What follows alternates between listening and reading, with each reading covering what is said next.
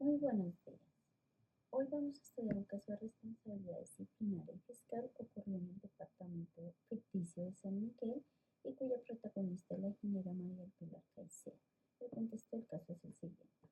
En octubre de 2024, la Contraloría Departamental, mediante la Dirección de Vigilancia, realizó el tutorial contrato 074-2024, suscrito entre la Secretaría de Infraestructura del departamento y cuyo objeto contractual era el diseño y supervisión de la red vial secundaria en zonas rurales.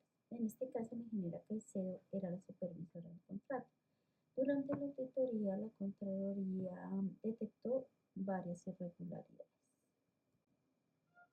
Los hallazgos de la Contraloría fueron los siguientes: aprobación de un contrato sin disponibilidad presupuestal, omisión del informe técnico que justificara la urgencia manifiesta, la modificación irregular del contrato sin un acto administrativo previo y la producción de actas de avance de obra y pagos de cantidades superiores a las ejecutadas. Estos hallazgos configuran responsabilidad disciplinaria y fiscal. ¿Por qué? Porque el Código General Disciplinario establece unas responsabilidades y unas faltas para los funcionarios públicos, en este caso la ingeniera María del Pilar. Y con estos hallazgos se pueden configurar algunas de estas faltas disciplinarias. Los puntos críticos que vamos a verificar en este estudio es la posible afectación a recursos públicos, el riesgo institucional y reputacional y la necesidad de mejorar respecto al conocimiento y prevención de las faltas disciplinarias. ¿Cómo lo vamos? El problema jurídico central del caso analizado consiste en determinar a la luz de la Ley 1952 de 2019 y Ley 2094 de 2021 lo siguiente. 1. Si hubo dolo o culpa grave. Eso se puede determinar viendo los artículos 52 y 54 del Código General Disciplinario. También si los eximientes de responsabilidad esgrimidos por la ingeniera María del Pilar Caicedo son válidos y si se configuró responsabilidad fiscal concurrente por las actuaciones desplegadas por ella. Para esto se debe hacer un análisis dual respecto a la responsabilidad individual por la conducta y la responsabilidad institucional por la falta de prevención. Para determinar el dolo o la culpa tenemos que revisar varias cuestiones.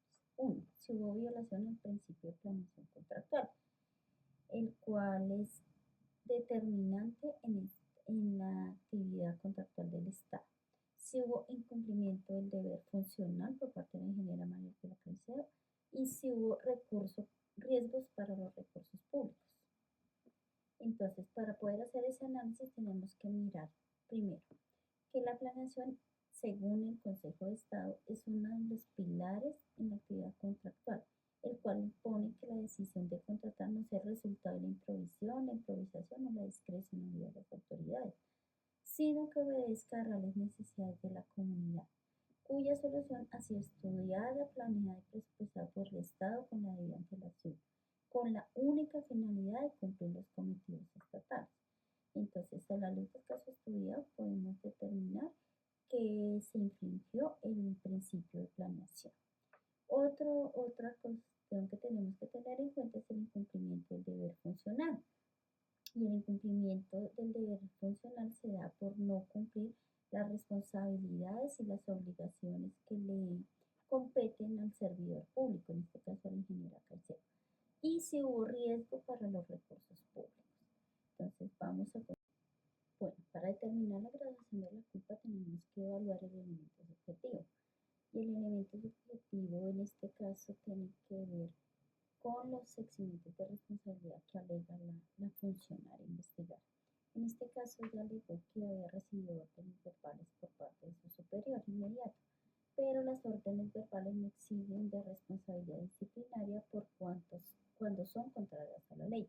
El servidor público debe actuar conforme al principio de legalidad, apegándose a las leyes y a la Constitución en todas sus actuaciones. Se debe determinar si hubo culpa grave o dolo. Entonces, las circunstancias particulares del caso deben evaluarse a la luz de la ley disciplinaria. En este caso, para poder determinar la graduación de la culpa, se deben revisar los artículos 47, 48, 50, 52, 54 y otros del Código General Disciplinario, para verificar que todas las actuaciones que desplegó la ingeniera Caicedo eh, sean o no reprochables en la parte disciplinaria. El deber de diligencia del funcionario exige actuar con cuidado, responsabilidad y profesionalismo, verificando la información.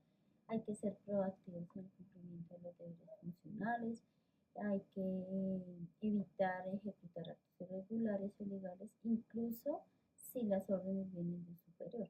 Esto lo podemos ver en el artículo 38 del Código General Disciplinario, que establece los deberes de los funcionarios públicos. En cuanto a la dimensión ética, el mayor riesgo no es solo el daño económico, sino la pérdida de confianza en las instituciones y la normalización de prácticas irregulares en la gestión contractual. Entonces, es muy importante que todos los funcionarios tengan en cuenta que sus actuaciones pueden afectar la credibilidad de las instituciones en las cuales laboran. La responsabilidad fiscal. En el caso analizado se configura responsabilidad fiscal, pues la ingeniera Caicedo aprobó pagos sin el cumplimiento de los requisitos o sin haber sido ejecutadas las actividades contractuales. Entonces ahí se configuran los elementos de la responsabilidad fiscal, pues existe una conducta contraria a la ley, un daño y un nexo causal. El daño está representado en los 82 millones que se pagaron por actividades no ejecutadas. Eso está relacionado directamente con la conducta que ya desplegó. Y para resarcir ese daño procede el cobro coactivo, con el fin de recuperar los recursos públicos. En cuanto a las decisiones que se proponen en este caso, tenemos que la sanción disciplinaria debe ser proporcional a las acciones de la ingeniera María Pilar Caicedo. Se va a tipificar como una culpa grave, con dolo, se debe activar la responsabilidad fiscal y se deben ordenar medidas estructurales para corregir las fallas institucionales y evitar nuevos casos de este tipo.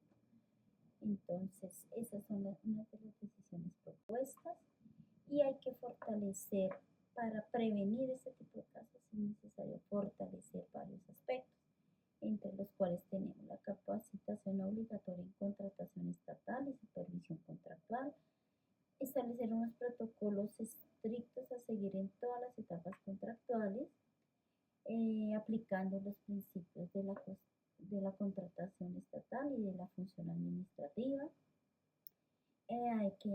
Debe haber un control entre dependencias y una articulación institucional y se deben eliminar órdenes verbales, dejando registro y evidencia en actas, correos y reuniones de trabajo.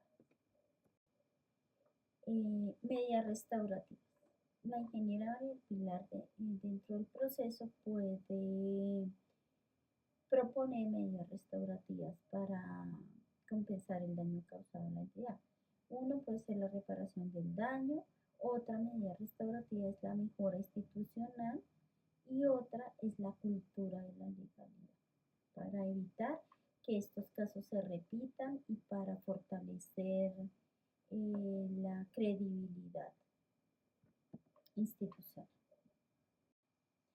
Respecto al sustento normativo jurisprudencial, nuestra Constitución en su artículo 6 impone al funcionario o al servidor público no solamente la responsabilidad legal, sino también disciplinaria, fiscal y penal.